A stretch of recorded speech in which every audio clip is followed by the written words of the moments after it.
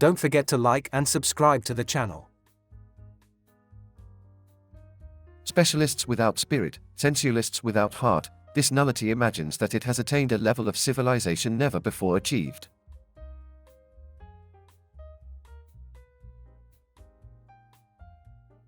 It is not true that good can follow only from good and evil only from evil, but that often the opposite is true. Anyone who fails to see this is, indeed, a political infant.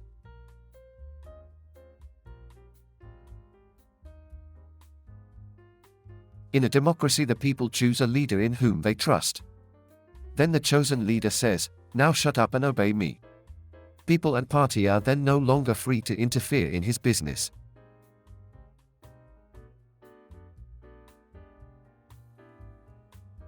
The fate of our times is characterized by rationalization and intellectualization and, above all, by the disenchantment of the world.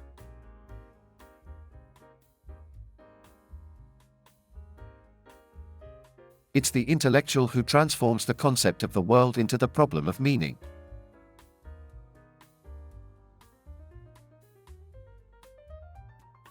Calvinist believers were psychologically isolated.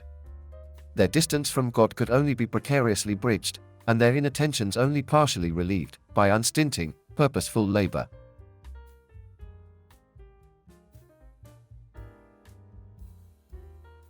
The ultimately possible attitudes toward life are irreconcilable, and hence their struggle can never be brought to a final conclusion.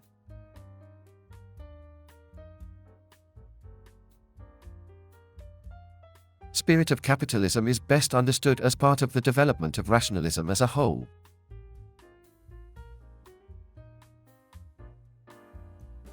No sociologist, for instance, should think himself too good, even in his old age, to make tens of thousands of quite trivial computations in his head and perhaps for months at a time.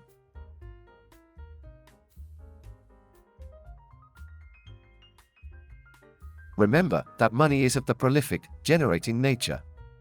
Money can beget money, and its offspring can beget more, and so on.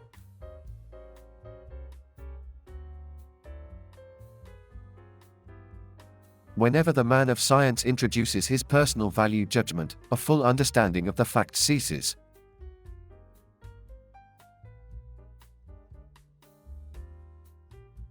The purely emotional form of pietism is, as Ritschl has pointed out, a religious dilettantism for the leisure class.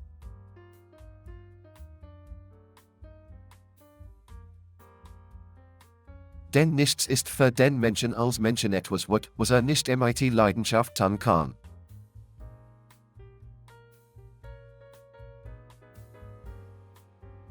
The process of sanctifying life could thus almost take on the character of a business enterprise.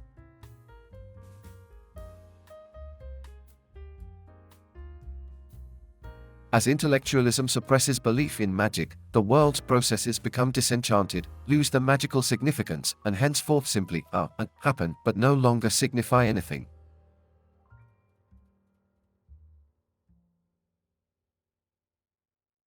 The intellect, like all cultural values, has created an aristocracy based on the possession of rational culture and independent of all personal ethical qualities of man.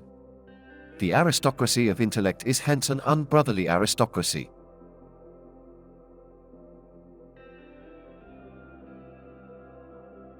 Beware of thinking all your own that you possess, and of living accordingly.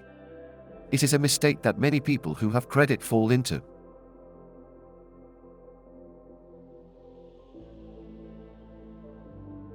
The radical elimination of magic from the world allowed no other psychological course than the practice of worldly asceticism. Since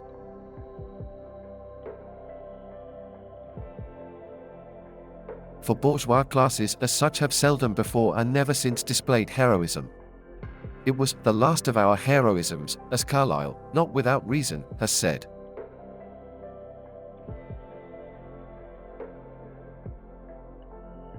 Its entry on the scene was not generally peaceful.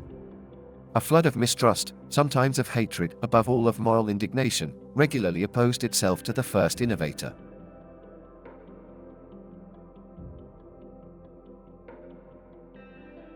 The final result of political action often, though regularly, stands in completely inadequate and often even paradoxical relation to its original meaning.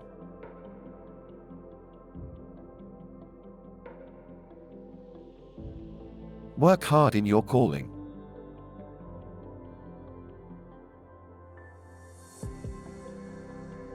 The Puritans wanted to be men of the calling. We, on the other hand, must be.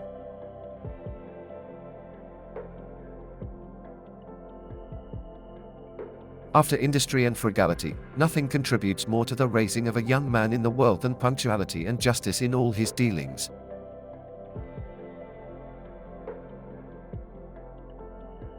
Das Konzept Gottes geworden in Anatolien und wird dem Westen auferlegt.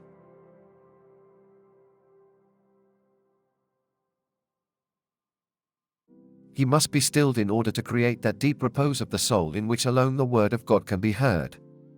Of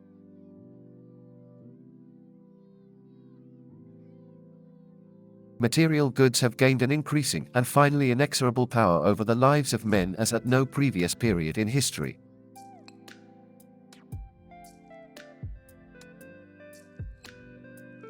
What kind of a man must one be if he is allowed to put his hand on the wheel of history?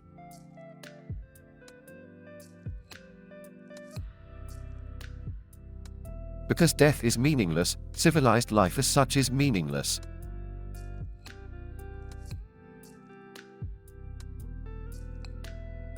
That in East Prussia Frederick William I tolerated the Mennonites as indispensable to industry.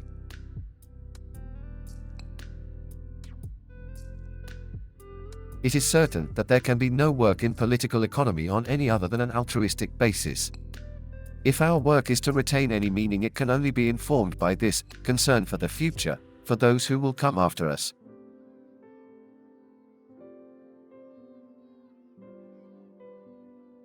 But the person who can do this must be a leader. Not only that, he must, in a very simple sense of the word, be a hero.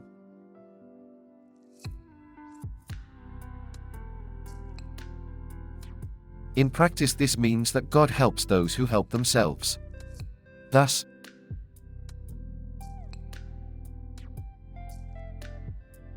ein Berufsmensch one Geist, jenes Mensch one Hose, Diocese nichts bildet sich ein, die Krone der Schöpfung zu sein.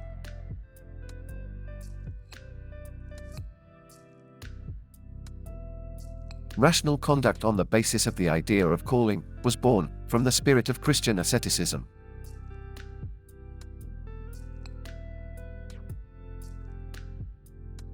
Calvinism, in comparison, appears to be more closely related to the hard legalism and the active enterprise of bourgeois capitalistic entrepreneurs.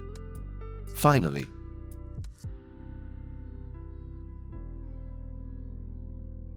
bear in mind that the value of a human being does not depend on whether he has leadership qualities.